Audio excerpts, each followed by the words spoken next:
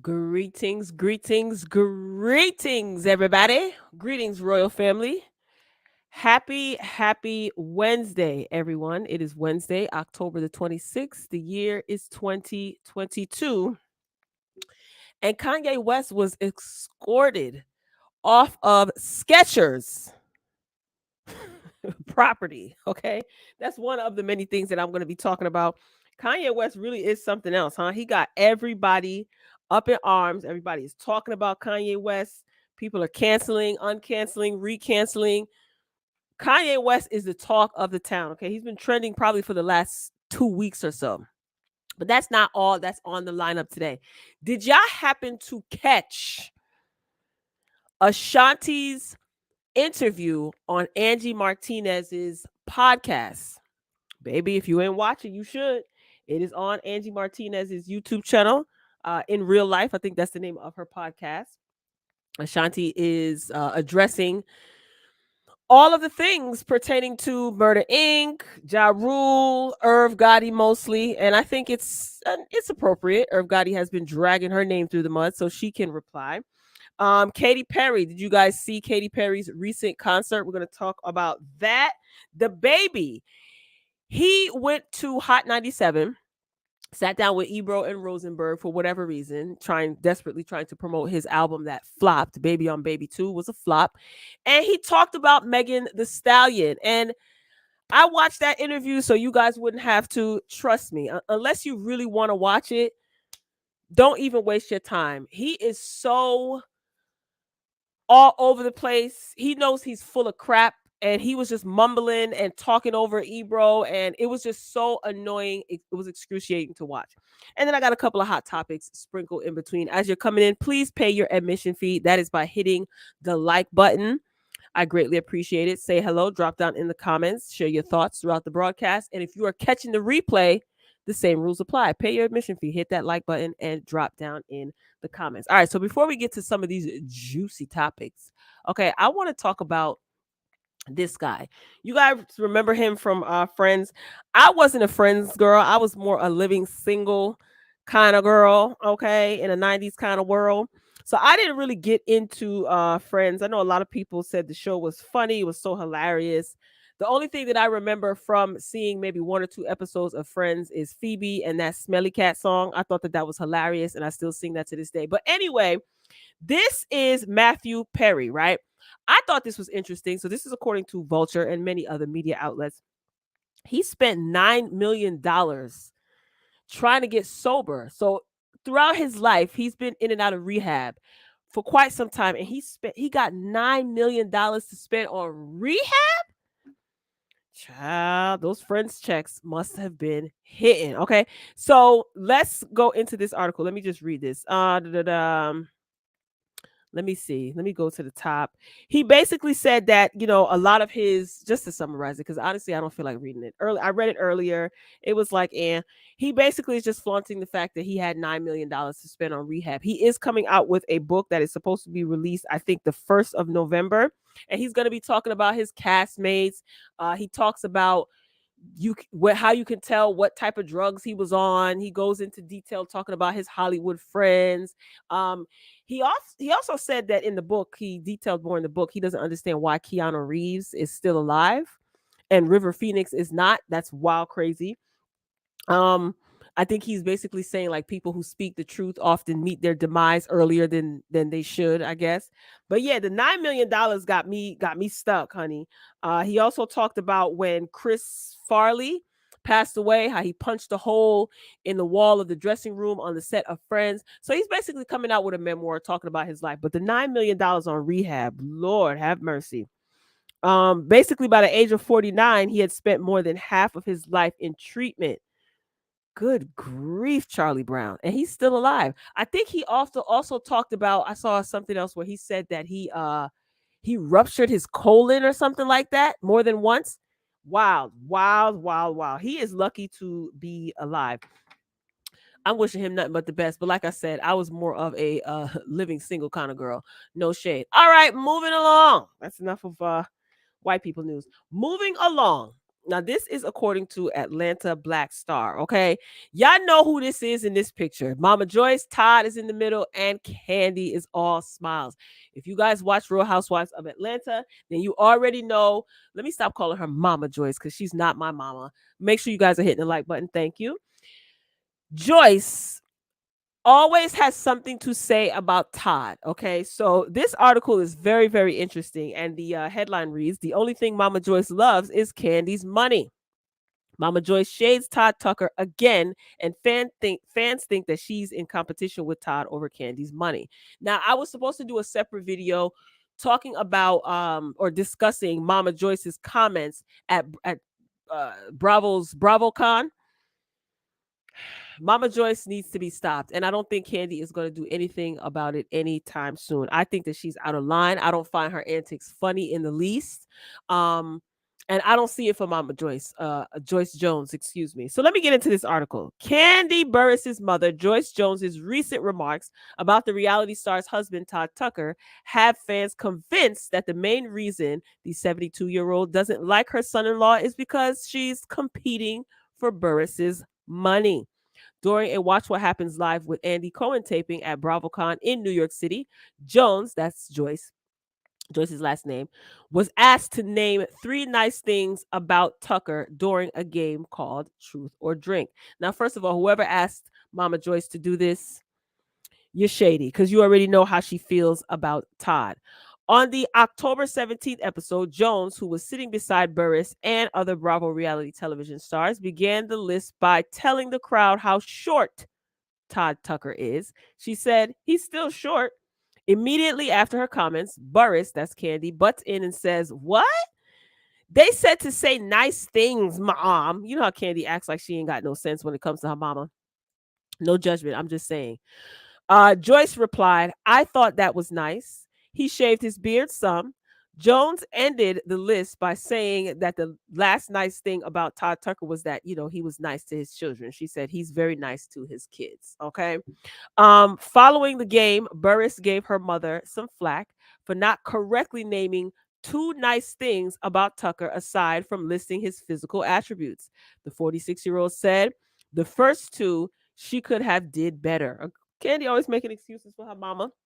Listen, that's her mama. You can't tell anybody how to feel or act towards their mother. All right. So the article continues. Jones, Mama Joyce, wrapped up the clip by telling everyone how well she and Tucker are getting along now, despite their strained relationship in the past. She said, "Him and I are getting along much better." Yeah, right, girl.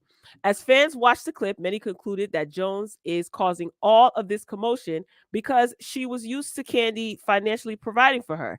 After marrying Todd, Candy may have limited her mother's expenses. So, people took to social media and they had things to say. I have my opinions. I'm saving them to the end, but I'm in agreement with some of these comments. I'm not going to point out which one. So one person said, "Joyce is horrible and addicted to Candy's money." Someone else said, this is on social media. They got these quotes from this Atlantic Black Star. Anyway, Joyce just plays her daughter like a violin. She needs to put that woman in a home, nursing home, give a tiny stipend a week. That's it.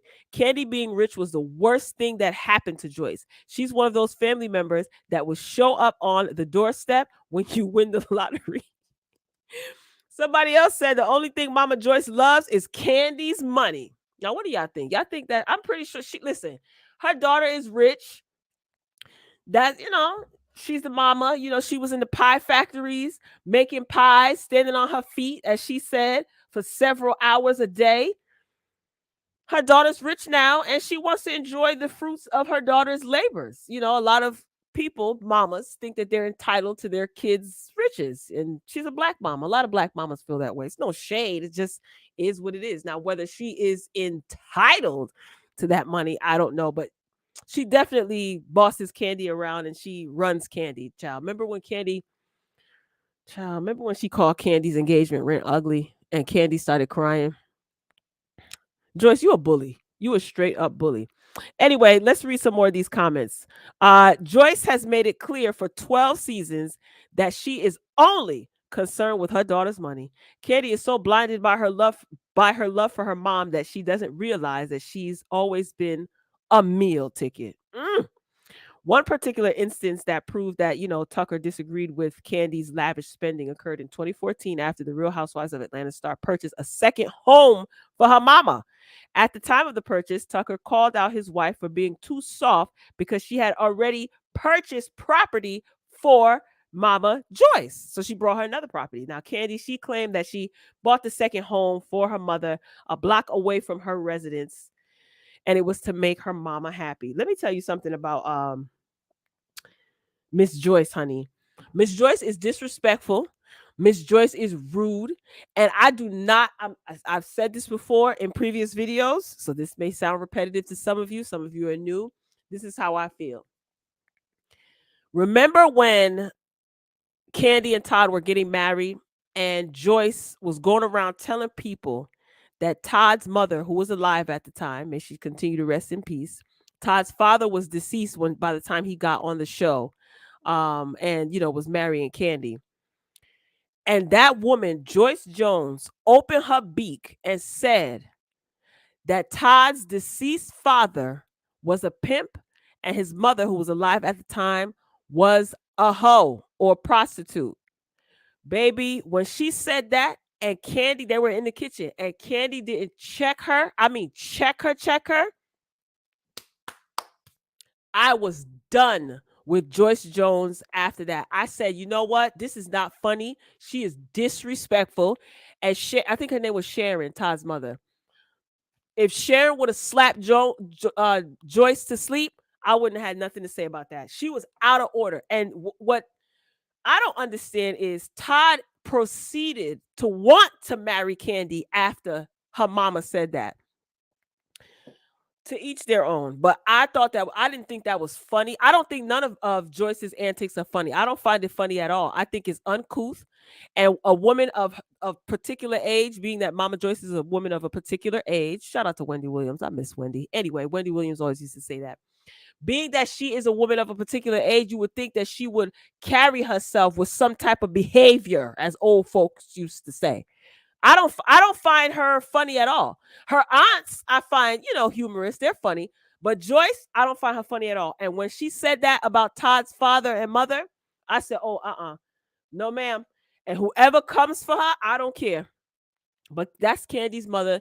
You can't tell anybody what to do and what not to do with their mama. But as far as Candy's concerned, listen, if she wants to take care of her mama, it's her money. She can do whatever the hell she wants to do with her money. Okay. Let's see what y'all saying in the Chizat. Todd runs that whole marriage. You think so? He might. I wish she would have smacked mama. Candy Birds needs to get her mother together. I wholeheartedly 1000% agree, but I don't think she is. I don't know. Joyce has a hold on Candy. She guilts her into a lot of things. I can tell. I can definitely tell. Yep. Karma is real, Mama Joyce. For real. I don't find her funny at all. At all. I don't find her funny at all. Good luck to Todd. What else did I want to say? I think that's it. But I'm always, when it comes to Joyce, I'm always going to bring that up, what she said about his mama and his deceased father. She called that woman a prostitute and his father a pimp. Talk about she heard that from the streets. Joyce, you act like that's where you belong, on the streets. I don't like that. I would be so mortified and embarrassed if my mother behaved in that manner. My mama would never. She would never. All right. Who's up next on the docket? Let me see. All right, give me a moment here, guys. I'm a little rusty. Let me see. Who did I want to talk about next? Oh, Daryl Brooks. Have you guys been following this story? Well, he was found guilty today. Darrell Brooks. Darrell. Child, hold on. Let me share the darn screen, child. Here you go. All right. Shout out to Fox 6, whoever the hell they are. Daryl Brooks, you guys remember the man who ran through, there was a parade, and he ran these people over and kept going and mowed down dozens of people, several people, and I don't remember how many people lost their lives, but I know many were injured, and the people who were alive and injured, some of them took the stand. Well, today He was found guilty on all counts in the Christmas parade attack. Okay. If you guys have been following this case, let me know what you think. This case was a bleep show, an absolute bleep show. I don't know. I don't know. I don't know. I don't know. Let me see if I can read through this. Da, da, da, da. This is a pretty long article. The judge was over him and his antics. This man represented himself. He outbursts in the court. I was watching the reading of the verdict earlier today, and somebody yelled out, "Burn in hell, you piece of bleep." And the judge had them removed because the judge was reading the verdicts. Okay. So Judge Jennifer Darrow polled the jury, and each of them confirmed the verdicts as read in court were true. When the judge asked Brooks if he was satisfied with the polling, he said no. The court accepted the verdicts and entered a judgment of conviction on all counts. The judge thanked the jury for its service and discharged its member. The judge said the court would revoke bond for Brooks, who never posted the $5 million sum. The parties were ordered to return to court Monday, October 31st, to schedule Brooks's sentencing. The judge said that she would allow people to appear via Zoom. So Brooks, the guy, he initially faced 83 charges in the case before trial in late August. The judge sided with the defense and struck down 78 to 83, 6 counts of homicide by vehicle, use of a controlled substance. The judge ruled that there could not be multiple punishments for the same crime. This is just pretty much the court stuff. Hold on. I want to get to actually what happened because some of you may not know what the heck this is. Yeah, there was a parade. Oh my God, this was so sad when some of the victims took the stand. Ooh, he basically got into a fight with his girlfriend, and was he under the influence? I don't remember if he was under the influence or not. But he got into a fight with his girlfriend. He jumped in his van and started speeding, and then he just ran into a parade of people. There were off-duty officers there at the parade, and they were firing at his car to try to get him to stop, but he just kept going. Oh my gosh, this was so sad. This was so sad to watch. But I want to get into the antics. I should have bookmarked this. Da-da-da-da-da-da-da. Yeah, some of the antics that he was going on with in court. This is the prosecution's argument. That's his truck. The truck was so damaged. Oh my gosh, this was so sad, y'all. Look, some of them were taking the stand. Lord have mercy. I can't. Well, basically, he's been found guilty, y'all. So I don't know if you've been following this. Forgive me if I'm not getting to your comments. I'm using, what is this, StreamYard? So I got to get used to using this again. But yeah, this is crazy. This is absolutely crazy. Look, these were the parade victims. Oh my God, the little baby. Look at the little baby. Lord have mercy, God. This was his vehicle after the incident. Now,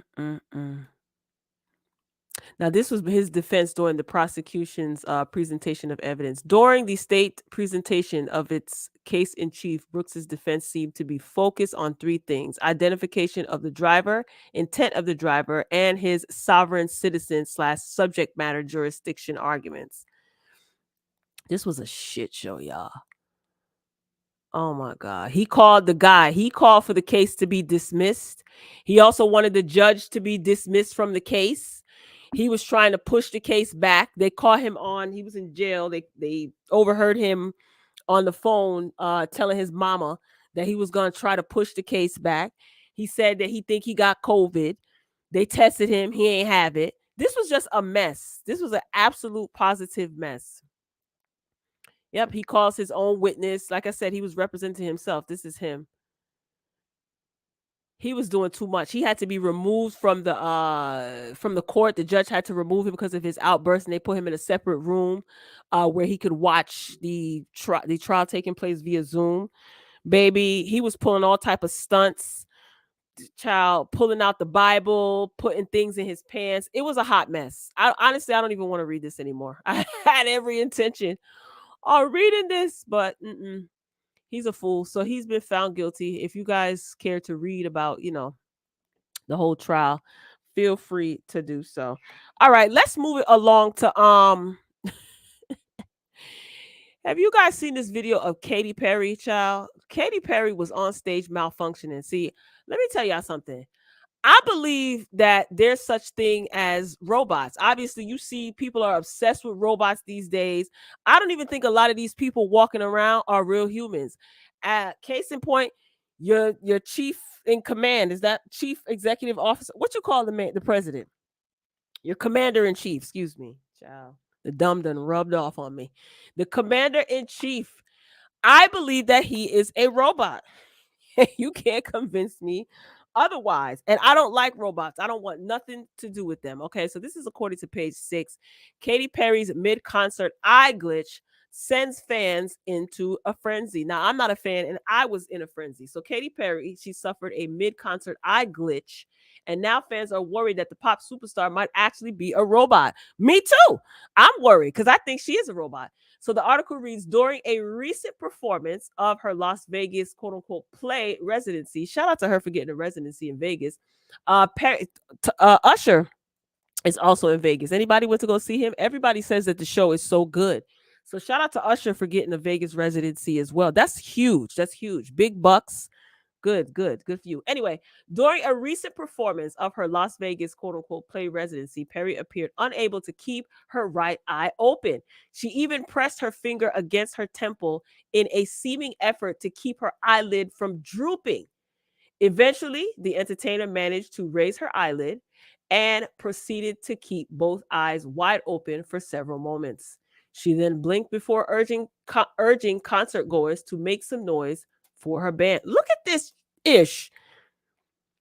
That look creepy as hell. I'm going to show the video in a minute. I'm not going to play the audio though. The odd display, which has gone viral on social media, was met with reactions from Katy Cats. That's what she calls her fans. That range from concern to amused. Somebody said her clone was glitching. That's crazy. That's what they wrote in a TikTok comment. Another added, her robot seems to glitch a lot. Yo, look at her face. She just looks like a doll to me, right? That bee is a robot. Oh my God, we been new. I can't. Katy Perry is a MFing robot. Listen, I think she is too. I know that sounds absolutely positively crazy, but something in that milk ain't clean. That was very, very, very scary. I love her music. I think she's a great artist, very talented. And I did not know that she was engaged to what's his name? Orlando Bloom, Legolas from Lord of the Rings. Shout out to my LOTR fans. I love that movie. That was on the other day, as a matter of fact, and I sat and watched the entire 3 hours. Yeah, I didn't know she was engaged to Orlando Bloom. He's significantly older than her. But yeah, yo, let me see if I can play this video real quizzic. Let me turn off the sound. I don't know if you saw it. This is all over social media. Watch, look at her eye.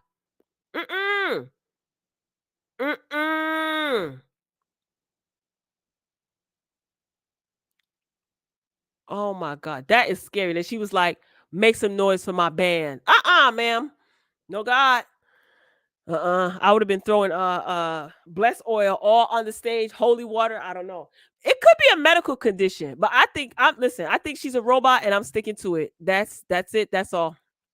That's it. That's all. Let me see what y'all up in here saying. Greetings, everyone. Welcome, welcome, welcome. If you're just joining, don't forget to pay your admission fee, please, by hitting the like button. Dang, you really can't play that kind of thing off. Yeah, that's weird. That's really weird. Do people call in to say their opinion? Hey, Tia, that's an OG, triple OG. Always show support. HFG, same thing. No, you know what I'm gonna start doing, because I'm just getting back into the swing of things of going live on StreamYard. What I'm gonna do is the What the Friday show. I'm bringing that back. So Fridays, basically, I'm gonna go live and just talk about all of the shenanigans that have been going on all week. And I want to start dropping the link so that you could come on StreamYard and we could have like interaction. I think that'll be fun, right? What do you think? So that's good that you brought that up, because I planned on doing it. You guys make sure your notifications are on, okay? So that when I do go live, or when I upload a video, you'll be notified. I'm gonna have to work double, triple overtime to bust back into the algorithm, you know. Yes, Gunny, a shot. Listen, I'm gonna tell y'all something. I'm gonna tell you something. You got so many opinions. Listen, I don't think that and I'm gonna probably cut the Ashanti segment up and make it a separate video too. But I'm gonna talk about it in this because I have it in the lineup. I don't think people are gonna like my opinion about Ashanti either. And guess what? I don't give a damn because I'm gonna give my opinion. I'm gonna break that down. I'm saving that for last. So I'm trying to hurry up and get through these topics. I appreciate all of you being here. Make sure you're following me on all socials. All right, let me check off Katy Perry. I gotta stay organized, or else I'm gonna get all off task. All right, who's next?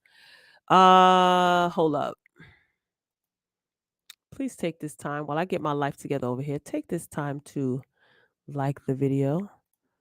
You got to go through and share different screens. See, on my other OBS is not like this. I could just click, click, click. All right, we talked about Katy Perry. Who's next? Oh my goodness, Netflix. Okay, here's the thing. Netflix is refusing to drop Kanye West. Now, y'all know Kanye West has been the talk of he's just, everybody got something to say about Kanye West. I don't really have much to say. The man said, I like, okay, this is Kanye West. Trust me, by the time Christmas rolls around or before Christmas Eve, most people will have forgotten what Kanye West has said, and they will move on to being offended by something and outraged about something else. Okay. I don't even really care. Not that I don't care, but I don't care, respectfully, right? So everybody's dropping Kanye. Adidas didn't drop Kanye. Balenciaga don't want nothing to do with him. He has Donda Sports, like a sports agency. Some of the players are separating themselves. Kanye West still apologizing, still going on an apology tour. But Netflix basically said, they're not removing his docuseries. Did you guys see it? Genius. I saw it. It was good. I watched it long before Kanye West got quote unquote canceled. I don't think Kanye West can be canceled. That's just my opinion. I don't want to argue about it. It is what it is. All right, let me see if I can check this off. Let me read this article. Who is this? This is page 6. If you listen to my last video, I'm side-eyeing page 6 because, again, they have not printed a retraction for a story that I know is straight bogus. But whatever, we still, it is what it is. It is what it is. Anyway, let's get into this article. Netflix says that they will not be taking down Kanye West's Genius documentary amid his recent, in some words I'm not going to say. So what, rants, I guess, is that I can say rants, or his comments, statements. The streaming giant has decided to keep the 3-part docuseries up as they are not in business with West, and the film did not contain any negative rhetoric, according to TMZ. Okay. Genius, which came out earlier this year, highlighted Kanye's personal life and his career. I'm telling y'all should watch it. It is really good. There's like little clips of with him and his mom talking. Oh, his mother was such a gentle woman. Anywho, reps for Netflix also noted that they haven't removed films involving other high-profile stars once they got into hot water. You're damn right. Because quite frankly, that Jeffrey Dahmer series got everybody in a tizzy, and I understand, okay? And you didn't remove that, so you damn better not remove Kanye West's docuseries. And plus, Netflix is like, we ain't got nothing to do with this. We put up and take down whatever we want. I respect it. It is what it is. As many of West's other collaborators, such as Balenciaga, Vogue, and his legal team, have severed ties with the rapper, celebrities have been urging Adidas to drop the 45-year-old as well. Now, this article was written prior to Adidas announcing that they are severing ties with Kanye West, okay? Prior to them actually making the announcement that they're no longer affiliating with Kanye West, they had his contract on quote unquote hold. I guess why they investigate. I guess they were trying to figure out which way should they go. You guys know that his partnership with Adidas, they manufacture and distribute his Yeezy brand, and they've done so for almost 10 years. Remember, he got into it with Nike. Nike wasn't giving him what he needed.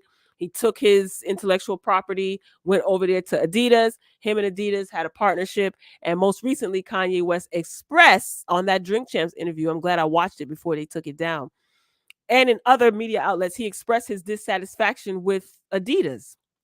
So in my opinion, Kanye has been trying to get out of this contract with Adidas, and now he has without any legal ramifications. Okay. So that's pretty much the gist of this. It goes into talking about his ex-wife, who I don't even mention and never will on this channel, how her and her bald-headed sisters feel about Kanye West, and I don't really care about that at all. What do you guys think about Kanye West? Do you think that Kanye West can and should be canceled?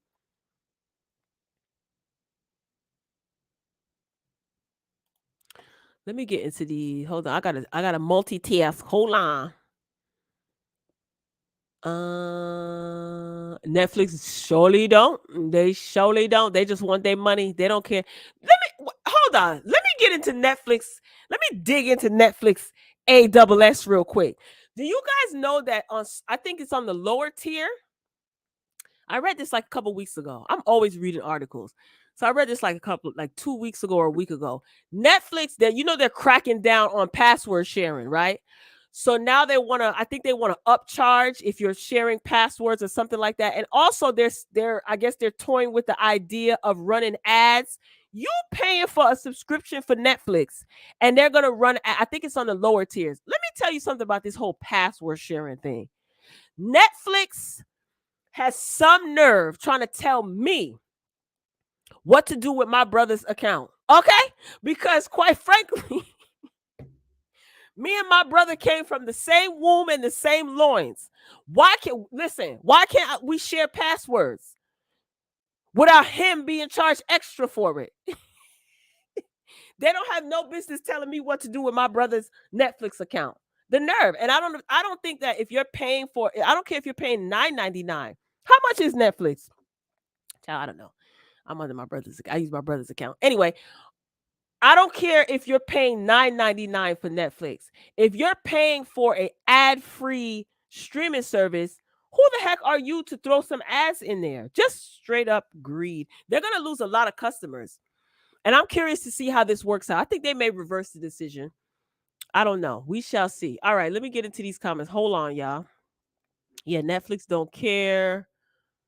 People still will support at what he says. Say we have to disrespect people, but people cancel. Chrisette, is Chrisette Michelle uncanceled now? Y'all did her dirty, and I'm not saying y'all, but they did her real dirty. Just because the girl wanted to do wop pop pop at old Cheeto 45's inauguration. I mean, it was a paying gig, I'm sure. Yeah, they did her dirty, child. You was mad at Drink Champs. Did you see the Drink Champs interview? I saw it, and I was very surprised that they excuse me, that they took it down. I was shocked. What I was thinking was, I said, oh, they'll take it. They take it down. They're probably going to edit it and put it back up. But nope, they took it down completely. See, I have a theory about why Nori did that. Nori knows what's up.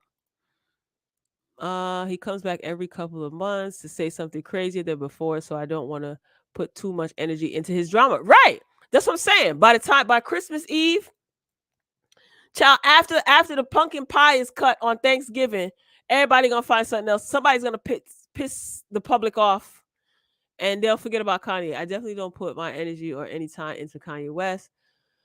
For people going to still support him, which is going to be yeah. Oh wait, I got more Kanye news, honey. Oh wait, did I close out the article? Oh no, I didn't. Let me see. Is this it? Maybe. So Adidas, they basically announced that they're severing ties with Kanye. And I did see, I think Funkmaster Flex posted on his Instagram. I don't know how true it is. He posted on his Instagram that Adidas plans on keeping the Yeezy design, but just not his name. So Funkmaster Flex is basically saying like, oh well, you didn't even own the design, and Kanye, you're stupid, you're really canceled, and you're fooling your followers and stuff like that. If you think for 1 second that Kanye West is not gonna excuse me, take the Yeezy name, his likeness and his image, and create a new design and sell them God knows where, and people aren't going to flock to them, you're crazy. That's exactly what happened with Nike. Remember, the design when he was with Nike, the designs for the Yeezys are completely different than that of the ones that he did with Adidas, right? So he just gonna take his money and his ideas and his name and likeness elsewhere. So if Adidas still decides to manufacture, he probably could sue them too for that. If they decide to take his design, but it's not Yeezy brands, and they just slap ain't nobody gonna buy them. They're not going to buy them. Listen, I'm just gonna be on the lookout because I'm pretty sure Yeezys are gonna go on sale. It's probably gonna be they're probably gonna be at Burlington Coat Factory, child. Look, Christmas is around the corner. Buy somebody a pair of Yeezys, baby. It is what it is. All right, so this is what I wanted to this is what I wanted to get to. I saw this while I was getting ready to go live. This is according to Rolling Stone. So Kanye West was escorted out of Skechers headquarters after arriving unannounced and uninvited. Baby, the laugh that I let out, the cackle that I let out. I said Kanye West is tripping. So the article reads, Ye really thought this would work. After being dropped by Adidas yesterday, Kanye West showed up unannounced and uninvited at Skechers headquarters in Los Angeles on Wednesday. That's today. His motive? It's unclear, but it comes after the end of his most lucrative partnership with the German sportswear brand. After a brief discussion, West was escorted off the corporate office's premises. Skechers tells Rolling Stone in a statement. The shoe company's message was clear. Okay, Skechers said, "Don't come over here with that ish." You about to make the block hot. Keep it moving. Okay. So the company's message was clear.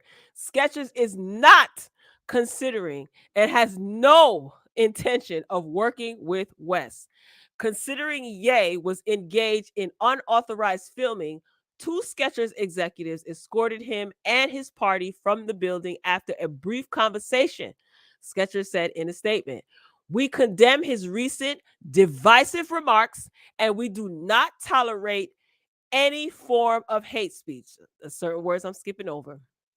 So West's visit, quote unquote, to Skechers headquarters comes a day after Adidas ended its partnership, calling him whatever they're calling him. They say he's filled his hate-filled comments. They're unacceptable, hateful, and dangerous. Okay. Losing the deal with Adidas may have cost Kanye West his place in the upper echelons of the ultra wealthy Forbes in the ultra wealthy period. Okay, I missed the period there. Anyway, Forbes has estimated that the deal was worth about 1.4 billion and West's net worth was around 2 billion. Without Adidas, he's allegedly worth just 400 million. Do y'all believe that? I don't know if I believe that. Anyway, Adidas followed the likes of CAA, Vogue, Balenciaga, and other companies to distance themselves from the rapper on Sunday. A specific group basically hung a banner over an overpass in support of Kanye, pretty much. All right. West's removal from the Skechers headquarters comes just 2 days after the shoe brand was named Company of the Year by Footwear News, being praised for collaborations with Martha Stewart and Willie Nelson this year. Skechers previously worked with the likes of Ava Max, Demi Lovato, Camila Cabello, and Amanda Klutz. So listen, Skechers said, we just won this award. Kanye, you can't come over here with all your antics. You're not gonna come over here and make this the block hot. We just got the awards and things, okay? Company of the Year by Footwear News. We want to make it clear that we didn't invite Kanye here. We don't have no dealings with Kanye, and we are not interested, okay, at all. It's crazy. What do you guys think about that? Kanye thought he was going to show up to the people, them Skechers headquarters, and Skechers said, we were waiting for you at the door, literally, and escorted him and his peoples off the premises. Now, Kanye was supposedly filming this with his camera phone or whatever. I want to see the footage. I would like to see it. Okay. Share your thoughts, y'all. Let me know what you think. All right. I can't. Kanye really thought that he was going to have sketches on his side. I think Kanye should just do his own thing, if not lay low. Like right now, you don't need to be making no deals with any sneaker company or any footwear companies. Just lay low if you're not gonna do your own thing. We'll see how this pans out. We'll see. All right. Yes, it was disrespectful for what he said about George Floyd. You're right. He probably could sue them, but it depends on the contract. Yeah, that's true. I was thinking like it really does depend on the contract. And listen, Adidas is going to lose out too. They're going to lose out as well. I'm wondering if he didn't have own the rights to the actual design of the shoe. If he does own the rights to the design of the shoe, then Adidas can't go forward and create their own shoe or a shoe with that same design without Yeezy's name on it. If they do, then they're gonna have to pay Kanye basically. So I mean, if that's the case, does Kanye West really lose out? I don't know, y'all. I don't know. I was laughing when I saw that. I'm like, Skechers, baby. Oh Lord. Okay, let's get to. Oh God, the baby went on to Hot 97. He sat down with Ebro and Rosenberg for whatever reason. Desperate times call for desperate measures, I guess. And of course, Ebro brought up him being weird about, mentioning that he slept with Megan Thee Stallion in his corny song Boogeyman. All right. Um, his album basically flopped, and it looks like he is trying to promote. I don't know why he's up there, to be honest with you. Why did they invite him up there? I think Ebro had a bone to pick with him, because Ebro basically said, and if you can get through the interview, good luck. But Ebro basically said that the reason why Ebro being the him, and academics got into it is because of the baby, right? So let's take a look at this article. This is Vibe. The baby addresses lyrics claiming he slept with Megan Thee Stallion. It's like, how old are you? Anywho, the baby isn't shying away from his claim that he slept with Megan Thee Stallion, appearing on Hot 97's Ebro in the Morning Show Tuesday to discuss the track where he first stated the accusation. Boogeyman is the name of the song. I heard a clip. The song is whack. But yeah, the North Carolina rapper spoke with Ebro and Rosenberg about the song's, creation, and stated that he completed the song over a year before doubling down on the track's content, stating people can take it how they want to take it.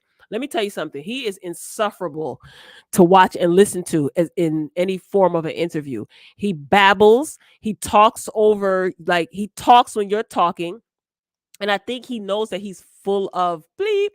And when Ebro was kind of trying to get to the bottom of things, Ebro was basically trying to say, like, you knew putting out this song and mentioning that you slept with Megan Thee Stallion was going to cause controversy. So he's like, everything I do causes controversy. He is so childish. I know a lot of people personally that think that, oh, the baby is fine. And it's like when he doesn't open his mouth, right? Because no God. No God. He said the song been done for real, damn near on a year. And when I say something, it's gonna go out. It is what it is. Like I say a long time ago, keep me out the business. What does that look at what does that even mean? Can you speak English? Can you please speak English? Look at him. He looked like a cross between Nino Brown and the Brooklyn Bishop, child. Look at his hat. I can't with the Burberry. I can't. I can't. I can't. I can't even take it. I can't even take it. Let me see. I can't. I can't. He babbled. I was watching the interview. I can't even read this broken English the way he talked or whatever. So he basically said that Megan insinuated in one of her songs, she already told it. Like Megan already insinuated that him and her had slept together. I'm like, in what song? What song did she insinuate that? So he basically just turned around and confirmed it. Ebro asked him about bringing out what's his name, Tory Lanez, who I uploaded a video earlier. Tory Lanez is on, the judge put him on house arrest, child. I can't, for that incident that happened with August Alsina. I'm done with him too. Ebro asked him about bringing out Tory Lanez at Rolling Loud, and he was just like, yeah, you know what I'm saying? We got a song together. I already had to put the song on hold because he was going through what he was going through with, with Megan or whatever. And it was like, you recorded the song. The song was out long before the incident between Megan Thee Stallion and Tory, and you held off on putting out the song because Tory was in too much mess. But here it is in the height of everything that's going on between Tory and Megan Thee Stallion and different media outlets and things like that. You decided to put out Boogeyman. Why didn't you hold off on that song? Because you didn't care. You wanted the attention. You actually needed the attention. Because like I said, his album flopped. Baby on Baby 2 sold 13 to 16,000 in its first week, a drastic drop from previous album sales.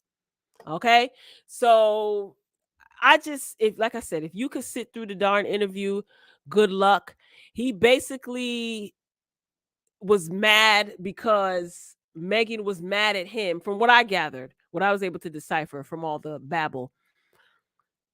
It appears to me that he felt some type of way because Megan was upset with DABABY because DABABY was doing a song with Tory, and DABABY was supposed to be friends with Megan, which they appeared like they were all good and they were friends, right? So Megan got upset that DABABY did a song with Tory. DABABY made it seem like he wasn't going to do a song with Tory because he was loyal to Meg, but turned around and did the song anyway. And then proceeded to talk about how he slept with her. I guess I don't know.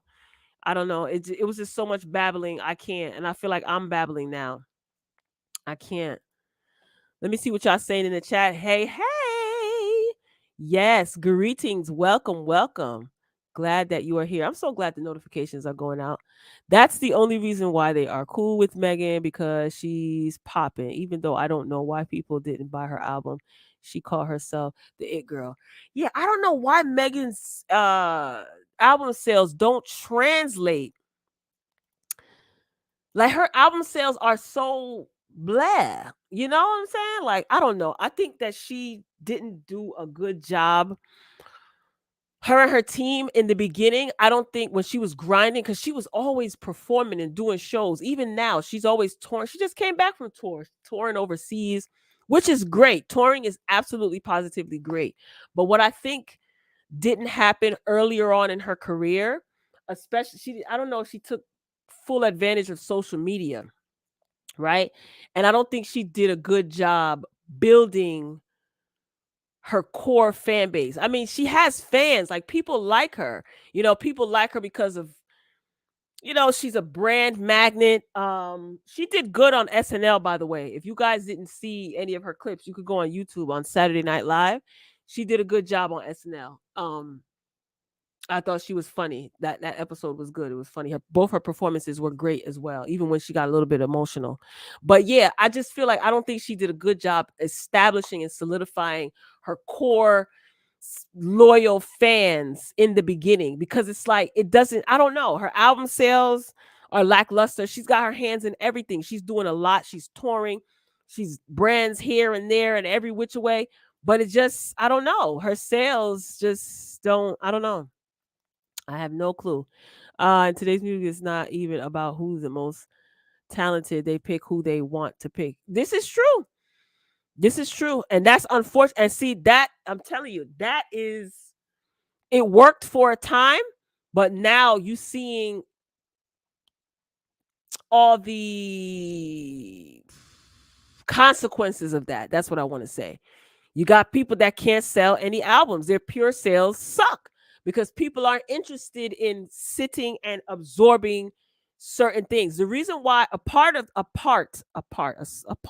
reason why I think Beyonce's Renaissance album is doing well, because number one, she's been in the game for a long time, and she did a good job establishing a core base of diehard fans. So the Beehive, they're gonna show up and buy anything associated with Beyonce, anything that Beyonce puts out, right? So that's number one. But the project, in my opinion, is a good body of work. As far as her demographic is concerned, I think certain things are for a younger demographic, but her hardcore fans or her fans like in my age group, we can appreciate, those of us who appreciate like a good eclectic body of work. The Renaissance album is a good album. I know it's all, certain things are all over TikTok, and I don't think Beyonce intended for it to be that way.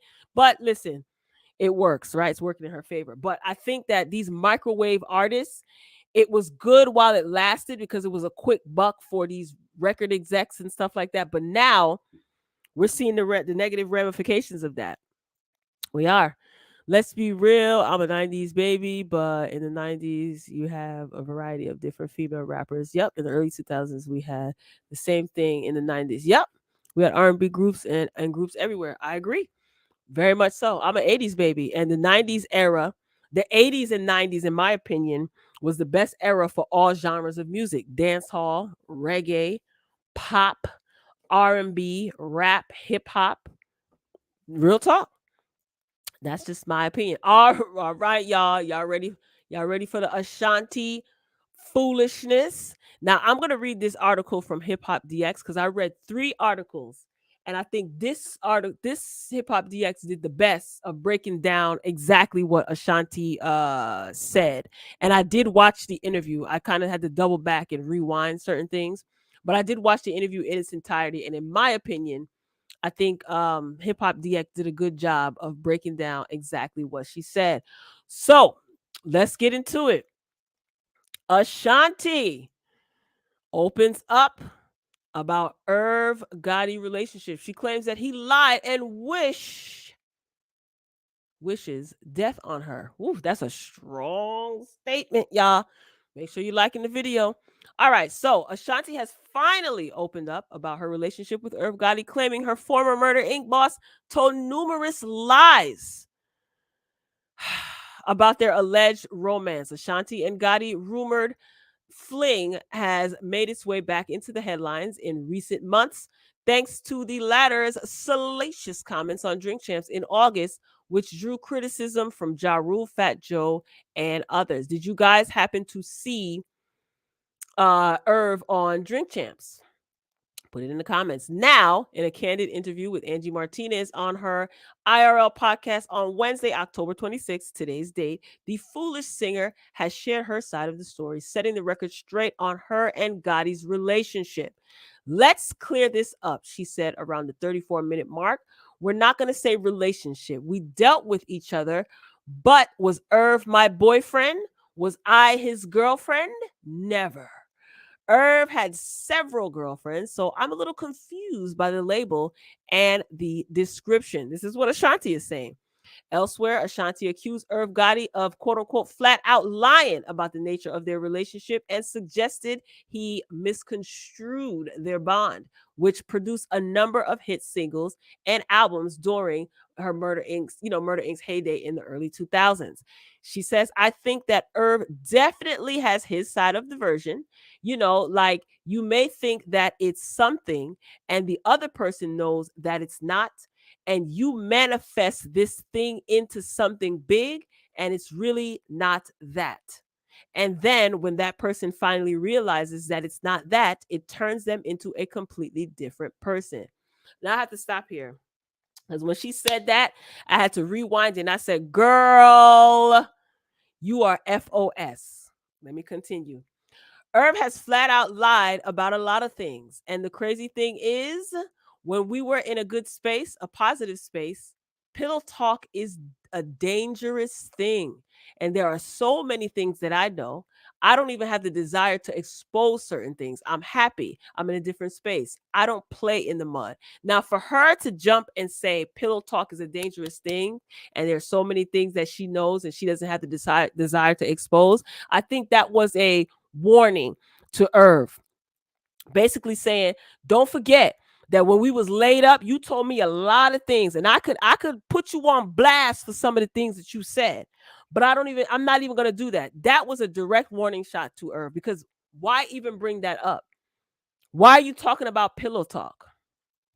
Put your comments in the chat, y'all. Put your comments in the chat. All right, the article continues. She added, "It's weird. It's very weird when you know you're lying and you just keep lying. That's where it becomes a little scary and a little mental because it's like, dog, we can see the lies. Gotta be careful of people's verbiage." Ashanti went on to refute Irv Gotti's claim that her 2002 hit Happy was conceived after they had finished sleeping together. She says, "I'm trying to figure out, like, what made him even say that? Was I there? I'm confused." She kept saying, "I'm confused" a lot in the interview. "I don't remember this at all. I wrote Happy in the parking lot of a CW Post college. I was actually on the way to see the Nutcracker with my aunt and my cousins in my 626 Mazda." This is what she said. "As far as the beat goes, I know Herb and Chink did the beat, but the story that she did a lot of laughing."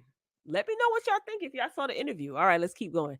"Although she didn't flat out deny that there was no romance between them, Ashanti believes that Irv Gotti manipulated her at a time when she was young and naive." Now, I'm not saying that that's not true, but y'all got to pay attention to the verbiage that she's using, in my opinion. And me reading the article is not doing it any justice. If you haven't watched the interview, I think that you should watch the interview. Let's continue. "I definitely feel like manipulation played a heavy part into me and Irv's situation. He would say stuff like, 'No one wants to record with you. Nobody F's with you like that.' On one hand, he would make it feel like family, family, family. And on the other hand, he would tell me, 'Nobody even likes you.' It was hard because that gullible little Susie was like, 'Why? How come? I don't even know them. Why they don't like me?' Growing and becoming a woman and more mature, then you start to reflect on certain things. And it's like, oh, that's what's going on. What the hell does that mean, Ashanti?" She was dancing around some of these questions like she was Mace and Diddy in a Bad Boy video in the 90s.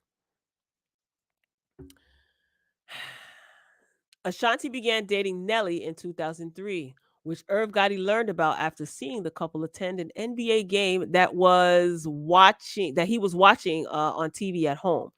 Any man, it hurts. Any man, it hurts when the chick you effing are in love with is with this ninja. This is what Irv said when he was on Drink Champs. According to Ashanti, her romance with Nelly became a major sore spot for Gotti, whose quote unquote bitterness led to him deliberately hampering her career and even sending death threats to those around her.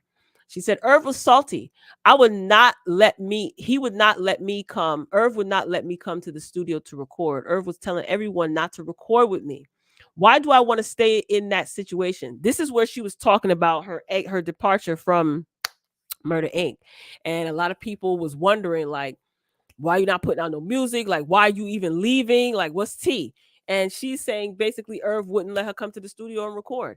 She said, "How can I stay in that situation? You know what he said to me? He said, 'Nah, you want to be with Nelly? Go sign the dirty ENT. We don't want you.'"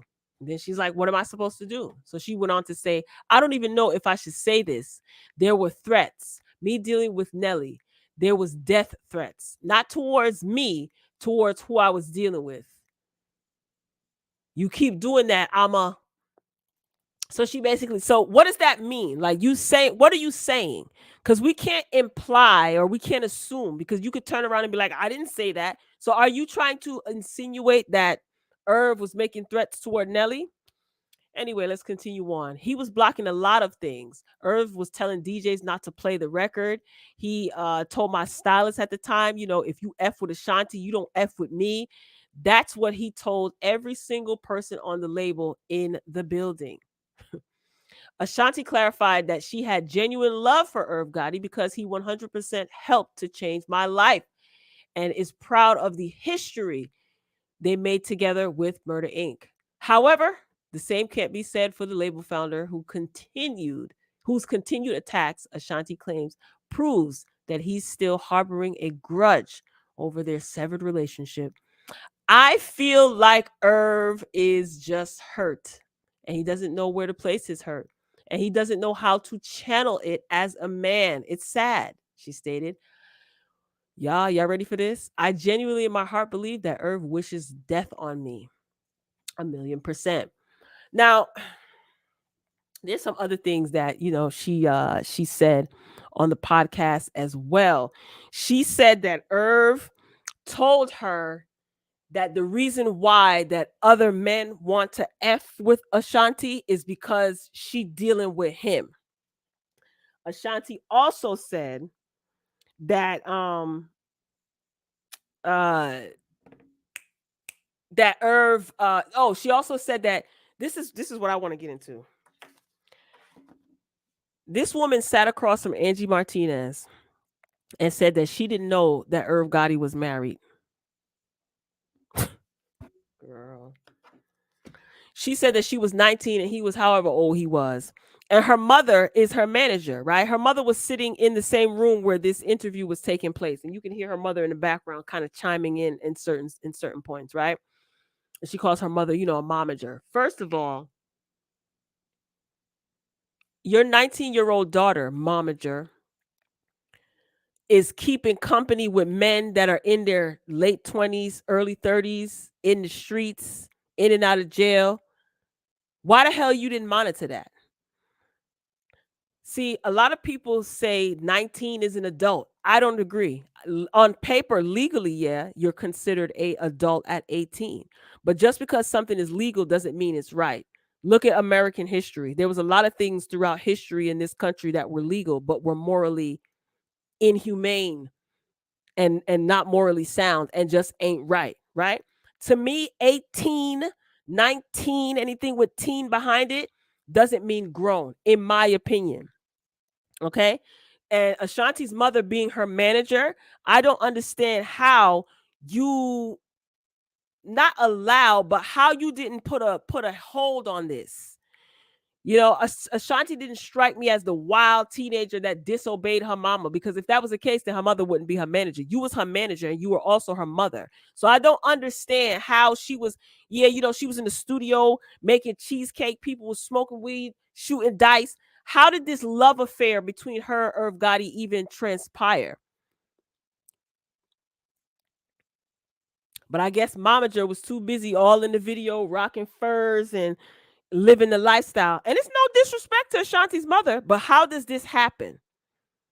Now, Ashanti, ma'am, I feel like you missed out on an opportunity to take accountability. You 40-something years old, you're a grown woman. You sat up there, grown, I'm grown, For you to say that you didn't know that Irv Gotti was married, I think that's bogus.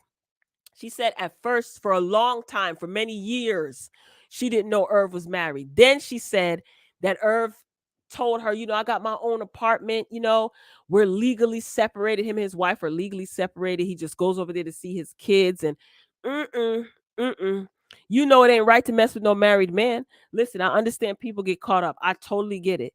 So at one point you were naive. And then in the same breath, you say things like, no, Irv was basically sweating you and y'all wasn't in no relationship. So which one was it? You strong or you naive? I'm confused. I'm not saying Ashanti is lying, but I do think that I wish she would have taken accountability, because at the end of the day, Irv's wife and children had to deal with that. And I don't believe, this is just my opinion, I don't believe that Ashanti didn't know that Irv was married. Girl, Wendy Williams was still on the radio when Murder Inc. popped and when you popped out on the scene. Was she? Yeah, she was, right? For a little time. But listen, Wendy Williams talked about Irv and his shenanigans and his mother and all types of stuff. Like, let's stop. You knew that man was married. And maybe you did feel pressure because he's a man of, means, and he's like the boss figure. And maybe you did kind of feel like, oh, I don't know, I want this music thing. Maybe that's the case. But girl, don't sit up here and act like, you were completely oblivious to what was going on. I don't know. I'm not buying that. And I just feel like as a 40-something-year-old woman or as a grown woman, you could have at least said, you know what? I just want to point out the fact that even though I feel that I was, manipulated and taken advantage of, I don't condone that at all. And young girls, don't get yourself into this position. You missed the opportunity to take accountability for that, in my opinion. I'm not saying that Irv didn't take advantage of her. That's not what I'm saying. And she said certain words that stuck out to me, gender equality. She's saying things about gender equality and how sometimes women feel like they have to do things against their will, and woo, some of those words. And I don't know, I just feel like this whole giggling and laughing everything off, I think that was a form of manipulation. I do think that Angie Martinez could have pressed a little bit harder, but I will say this: Angie's a veteran in the game, okay? And I did like her approach. She was very kind of stoic. She wasn't trying to be all friendly per se. She gave Ashanti enough room to be comfortable to talk. There were some comments in the comment section that saying that Angie should have pressed her harder, but sometimes you don't want to lose the interview. They were all the way in Canada. She flew out to where Ashanti was because Ashanti was on set filming for a movie in Canada. But I just feel like I'm not blaming her at all. It's not a matter of blame. I do think that her mom might have dropped the ball. I don't think she's being honest when she said that she didn't know for years. She didn't know that Irv was married. I don't buy that at all. Um, and a part of me feels like she's sick of him talking about her. Rightfully so. She has every right to clap back. And there's one thing that she did say that wasn't in this article. I think this was it was a very powerful statement, and I agreed with it as soon as I heard it. She basically said that, the brand Murder Inc., they built so much, and they did. They built so much, and they cranked out a lot of good music, and they built like a legacy. And she said by Irv Gotti going on TV and on Drink Champs and in his little documentary that he did, not little, but in his documentary that he did on BET, his docuseries, she said, him talking about how their relationship was, all he did was cheapen the brand of Murder Inc. And when she said that, I was like, yes, I agree with that. I do. Because now people who are not privy or didn't grow up in that time listening to, Ashanti, Ja Rule, and all of them, the only thing they're gonna know of Ashanti, especially now she's trying to relaunch her music career and stuff like that, is, oh, that's the girl that Irv was talking about. Oh, Irv was disrespecting her. And Ashanti also pointed out one part of the documentary where Irv, which was gross, Irv was saying like, yeah, he was in the studio and he saw Ashanti and she had you know, her derriere looked appetizing, basically. I cleaned it up. That's not what he said, but and she said, you have to be careful. We're in an era of, gender equality and women's movement. I was like, child, there might be I won't be surprised if there's a documentary on Irv Gotti coming up soon. I wouldn't be surprised, or a book about Irv Gotti. It's just she was very like she was running for public office, like certain things that she was saying, you know what I mean? It just had a weird feel to it. And I get, this is the way she chooses to express herself, and that's her. But I don't know, y'all. You let me know what y'all think in the comments. Let me see. I was just going off. I wasn't even paying attention to the thing. Ja Rule could have definitely took a for Ashanti. Plus, I look at Drink Champs and look at these grown men laughing. Yeah. Nori is Drink Champs is turning into a shit show.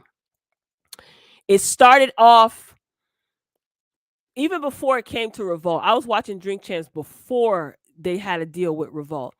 And it had potential to be, whatever. It was good. Then when they went to Revolt, they tried to do like more of the legends and giving them their flowers. And now it's just turning into a chatty patty session. Let me tell you something.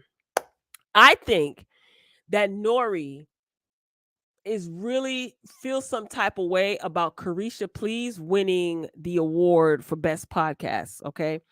It's being rumored that Carisha's actually won, but because Carisha was on tour and she wasn't there to accept the award, they made it a tie and gave Nori the award as well. And I feel like when I heard that he was going to be interviewing Kanye West again, I said, yeah, he's doing it for the views. If you look at Young Miami's podcast, she gets to 1 million views easy within 24 hours, over 1 million. Okay, yes, she only got 6 episodes, but she's young. She's like her topics are hot. You know what I'm saying? Fresh, juicy. You know what I mean? The topics are interesting. Her personality is funny. She appeals to a younger audience, and her views are insane. So I feel like Nori stupidly decided to have Kanye West on his show. You already had him on the show.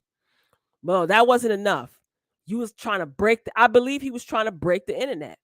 Because what's the reason of having this man on Drink Champs of all platforms, right?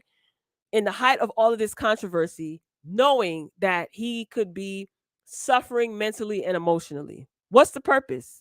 That's how you treat your legends? No, it was a money grab for you, Nori, and it backfired. And what ended up happening? They took down the damn interview.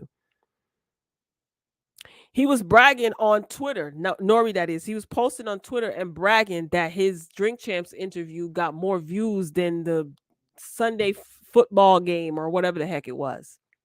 See what I'm saying? I'm telling you, Carisha winning that BET award and getting all those views got him feeling some type of way. That's just my opinion. I could be totally wrong. Let me see. I always hear people that say Ashanti was a hardworking person. She was always in the studio. Maybe that's what Vita needed to do. Oh, yeah. Yeah, I mean, I don't doubt that she's hardworking, but I'm pretty sure that she understood what was up. And yeah, I do believe a little bit of, part of her was naive, but to flat out think that she was completely dumb, no, I don't think so. I don't know. I just feel like she doesn't want any problems, and she has every right to not want to be involved in mess. Like she said, she don't play in the mud. I don't fault her for that. But those of us who kind of like were of age in that era, grown older in that era, girl. Okay, girl. Okay. But if that's the case, her momager failed her. Do you guys remember there was a show on MTV, and it was like where celebrities would like go back to their neighborhood or drive through their neighborhood. This was on MTV, and I remember the episode like it was yesterday. I just can't remember the name of the show. And Ashanti was on there, and she was driving through her neighborhood, and she saw her sister. Her sister was sitting on the steps of a church as she riding by with the cameras. What's her sister name? Shay Shay or something like that. And she was like, "Oh my God, what are you doing out here?" And she looked so pissed off. She looked upset, miserable, and she got in the car with Ashanti and they drove. And you know how they edit stuff. I can't remember the name of that show for the life of me, but I remember that. And it just makes me wonder, like, dang, I wonder if she was sad because her sister was getting all this fame and her sister kind of like left her behind. Or was it that her mother was always on the road with Ashanti and left her behind? Kind of like how it was with Ray J and Brandy. But that episode never escapes my mind whenever Ashanti's name is brought up. Somebody will put it in the comments if you remember. But yeah, I mean, I don't know. Let me see. I agree with you about Young Miami. When it comes to her show, people don't buy her music. Yep, but they are watching that show. Yes, they are. And I'm telling you, go and look at. She got 6 episodes. Look at all of the views on her episodes, and then look at Drink Champs. Drink Champs can bear on a regular. Drink Champs is not cracking 1 million views. Carisha getting 1 million views in 24 hours. I'm just saying. I went on the app. Yeah. The only people that was popping for that label was Ashanti, Ja Rule, and Lloyd. The other artists wasn't popping. That's true. But they were popping though. Them album sales was like Ja Rule's album sales were insane. So Ashanti ended up showing Angie Martinez, that she was getting she got a whole bunch of music in her phone and she's planning on coming out with music. She has a children's book uh what is it titled? My Name is a Story or something like that. It was it's a children's book. It was cute. I mean, all right, Ashanti, I guess, but Angie Martinez interviewed Ashanti before. So I mean, she didn't really like, I don't know. Like I said, what 2001? I graduated from high school in 2001. So when they was popping, I was already in college. You know what I'm saying? Like, so, even a little bit before that, I was in high school going into college. So it's like I was of age to understand what's what. And again, Wendy Williams was on the radio still at that time. So Wendy Williams was spilling so much tea. It's crazy. But okay, Ashanti girl, you have every right to tell your story. Just like she said in the interview, Irv has his story and Ashanti has his. Is Irv creepy? The way that he tells the story, the way he told the story, yes, it's weird. And you don't even have no shame. You out here embarrassed. Your kids are gonna see this. You embarrassing your wife. Is she still married to him?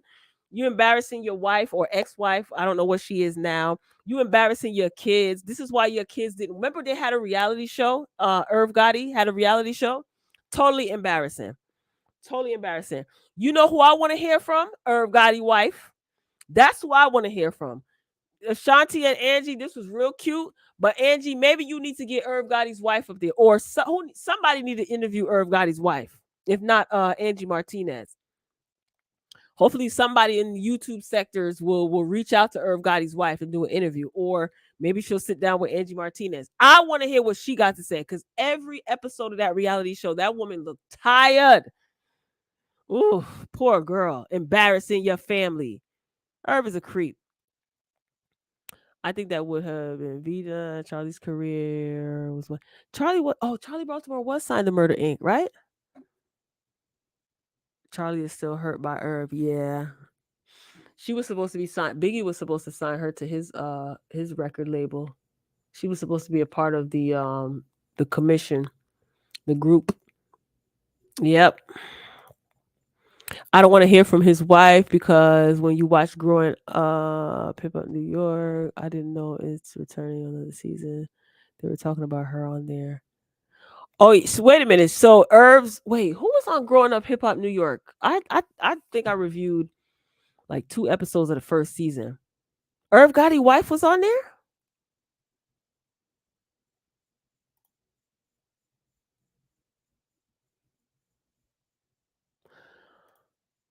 Who was on that show? I know it was Kid Capri's sister, so-called sister, right? ODB's son. Oh, Charlie Baltimore was on there, right? Yeah, Charlie Baltimore was on Growing Up Hip Hop New York and with her daughters. Who else? Irv Gotti wife was on there? Am I tripping? The ex-wife talked about Ashanti multiple times, but Ashanti never talks about her, and Irv always say we were separated, we wasn't together, but they were still legally married. Yeah, so then why not give her a divorce then, right? Like, child, they were still messing around, I believe. Or maybe it was her that didn't want to get the divorce. I don't know. Irv gives me very much slime ball, you know? And Ashanti shouldn't have anything to say about Irv's wife, rightfully so. He always said that I had a lot of girlfriends. We didn't live together, so he probably was telling her that he probably wasn't bringing his wife around because the internet wasn't huge like it is today. Right. But girl, you ain't got no business First of all, not only is he married, right? That's your boss. Why are you sleeping with your boss? You obviously knew that there was going to be perks with sleeping with the head man in charge. So it's like that too, you know? You hope they bring back Growing Up Hip Hop New York? Nah, child, they could keep. In my opinion, they could keep that. Growing Up Hip Hop New York was the weakest friend. I don't even watch Growing Up Hip Hop with Angela and them no more. They started getting on my darn nerves. Remember, I used to review that. Anyway, so I don't know. You guys, let me know what you think about the Ashanti interview with Angie Martinez. I think Angie Martinez conducted herself very well. I'm kind of used to Angie Martinez. I've gotten used to her style. Having, listened to her back in the day on radio in the afternoons. I'm used to her style. So I think she just laid back. She allowed Shanti to talk. She did what she had to do. So That's all I got, y'all. Ain't got no more. I want to thank all of you for participating in today's long live. All right. This was fun. Shout out to my OG triple OGs. Make sure you guys have your notifications on if you are subscribed. If you're not, consider doing so. We'd love to have you join the royal family. So Friday, Tia, just so you know, Friday, I'm gonna plan on coming back to doing the What the Friday show, go live, and then I'm gonna figure out how to drop this link. It's appears to be easy. Drop the link, and then people can come on, and then we can have like a little discussion or whatever. I think that's gonna be cute. So yeah, so that's it, y'all. That's all I got. Ain't got no more. I love you all for watching. If you're watching the replay, don't forget to like the video. That's your admission fee. Drop down in the comments and share your thoughts. All right, I'm signing off. I love you for watching. As always, until next time, peace.